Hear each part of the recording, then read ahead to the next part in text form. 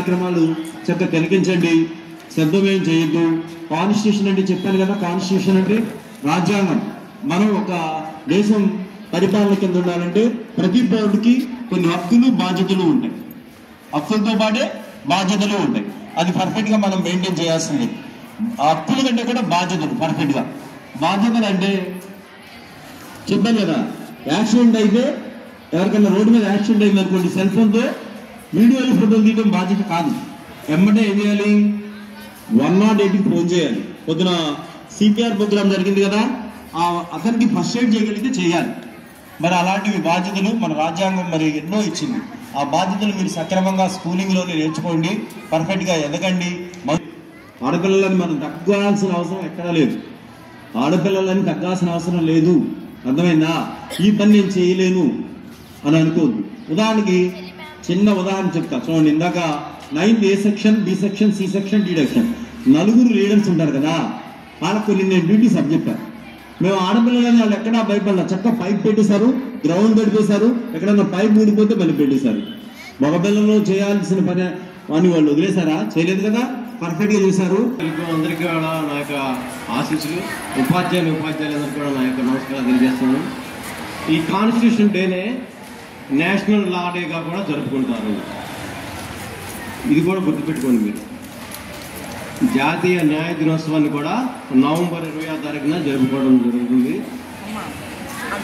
అట్లాగే constitution day అని జనవరి 26 జరుపుకోవడానికి కారణం ఏమిటి మీ అందరికీ తెలిసిందే, కానీ ఒకసారి గుర్తు చేసుకోండి. 1949 నవంబర్ 26వ తారీఖున మన యొక్క రాజ్యాంగాన్ని ఆమోదించడం జరిగింది.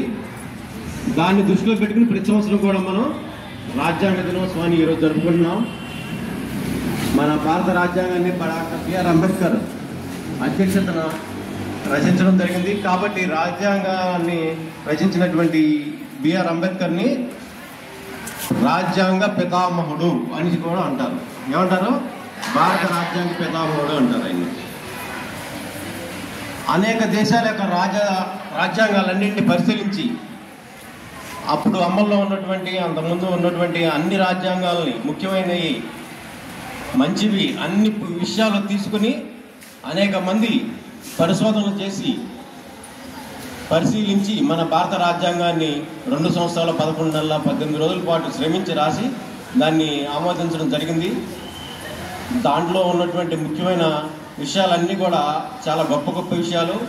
అందరూ కూడా సమానత్వం కలిగి ఉండాలని, సౌభ్రాతత్వం కలిగి ఉండాలని చాలా మంచి విషయాలు ఉన్నాయి. వాటిని అన్నింటిని కూడా మీరు జస్ట్ విని ఊరుకోవడం కాకుండా మీ దైనందిన జీవితంలో అవలంబించాలి. కుల మతాలకి అతీతంగా, కుల మతాలకి రహితంగా సమాజం ఉండాలి. అటువంటి భావన ముందు మీ మనసులో కలగాలి. అందరూ సమానమే, ఎవరో ఎక్కువ కాదు, ఎవరో తక్కువ కాదు.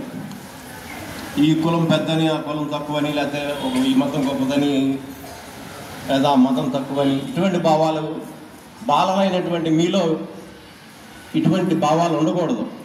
అందరూ సమానమే. రాజ్యాంగం అందరికీ సమాన అవకాశాలు ఇచ్చింది. ప్రతి ఒక్కరు కూడా ఏ స్థాయి పదవులైనా సరే పొందేందుకు అర్హులే.